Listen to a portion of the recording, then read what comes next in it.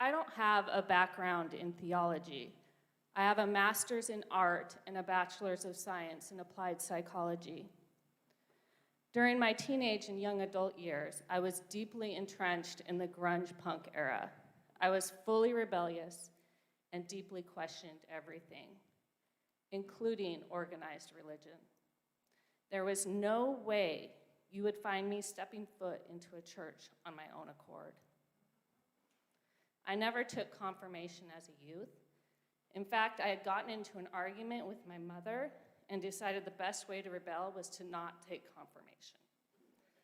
And it wasn't until my second child was born and I was deeply entrenched in the struggles of being human that my husband strongly suggested we go to church. 10 years ago, I was baptized at this very church by Mary Sue. Today, I'm going to show you the very first Godly Play story that I told. It is my very favorite story, and I hold it very dear to my heart. It's about being human, and it's the first story that helped me find God again. Godly Play has taught me that it's okay to wonder and ask hard questions, that I don't have to have all the answers, and it's okay to say, I don't know. Godly Play is meant to keep life open to wondering. It's not about leading an individual to a conclusion or a right answer. Often when a child or a youth asks me a question that I don't have an answer to, I just admit it and say, I don't know. And then I say, let's find out together. I'll even admit when I'm really struggling with a Bible story, because it's okay to not have the right answer, to not know, and it's okay to struggle. To be human is to embrace wondering, curiosity, and not have all the answers. To me, that is the core of spirituality and faith. Are you ready for the story? Let's begin.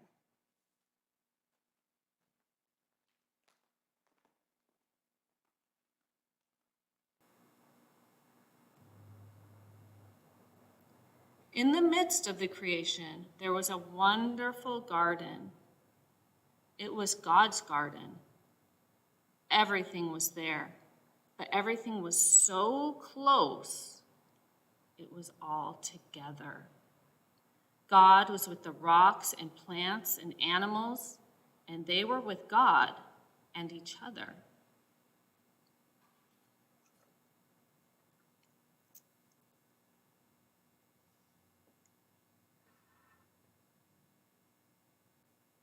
All the people were together in one person who is called Everyone, or in their language, Adam. Eve was there too. Eve was always there. Eve means source of life. They were Adameve.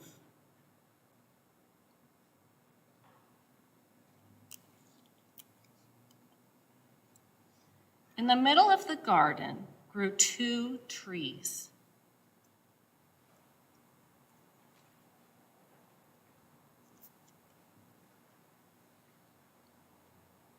God told Adam and Eve that they should not eat the fruit from these trees. One tree was about differences, and one tree was about forever. If you ate the fruit of the tree of differences, you would know about differences. And if you ate from the forever tree, you would live forever.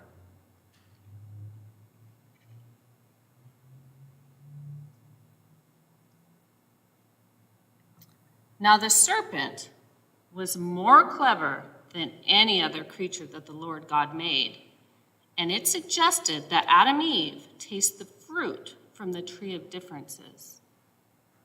And they did. Adam and Eve ate from the tree of differences, and things fell apart. They became Adam and Eve. The difference between them and God also came apart, and the difference between good and evil did too. God called for them, and they hid. But God found them. They did not know how to be with God anymore because of all the differences.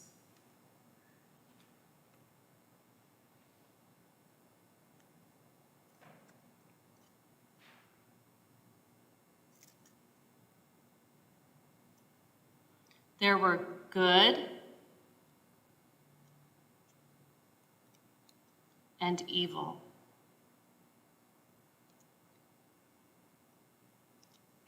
Close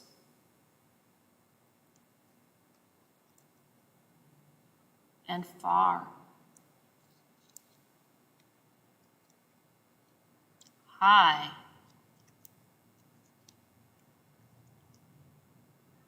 and low. God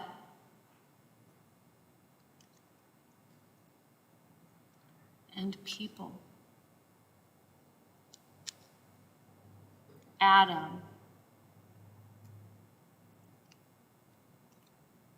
and Eve. And many more. The differences also did something wonderful. Now, Adam and Eve could take things apart and put them back together again. They could be creators, almost like God. They couldn't make something out of nothing, but they could make something out of differences. After the differences, Adam and Eve could not go back to when everything was all together in the garden. They could only go forward, and they did.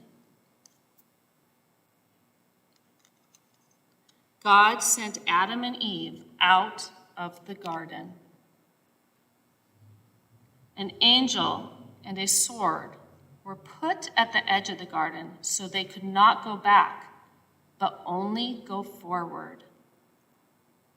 God went with them on their journey to help them be the best creators they could be, and to be with God in this new way, and to stay one with God.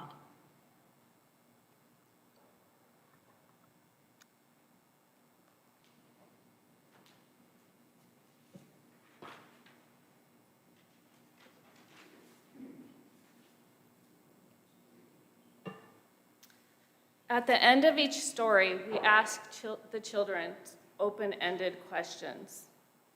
The first 5 wondering questions I ask, you can answer to yourself. And then the last question we will wonder out loud together. Mary Sue will walk around with the microphone so we can hear each other's answers. I wonder what part of the story you liked best.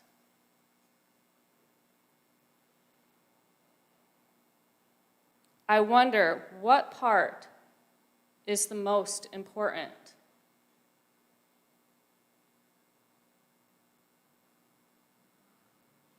I wonder where you are in the story, or what part of the story is about you.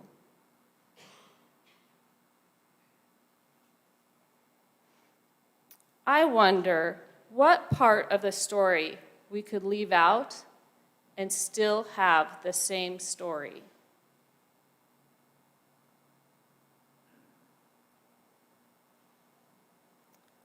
I wonder where you found love in the story.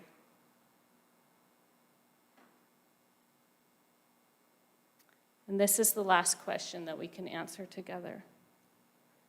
I wonder what you wonder about the story. Is anyone? Raise your hand if you have a wondering that you would like to share. I wonder why they didn't eat the fruit from the other tree. The tree of life, forever. Anyone else? I wonder why the woman, Eve, was put on the side of evil. Oh, That was just where I placed the cards. That, Yeah, well, symbols have meaning. I wondered that too. okay. I wonder why we didn't learn this version of the story from the very beginning. I wonder why God kicked Adam and Eve out of the Garden of Eden. I wonder what they created next. I wonder if the angel is still there to keep us from going back and only go forward. I wonder why the animals had to go too. I wonder why God did not prevent the serpent to tempt Adam and Eve.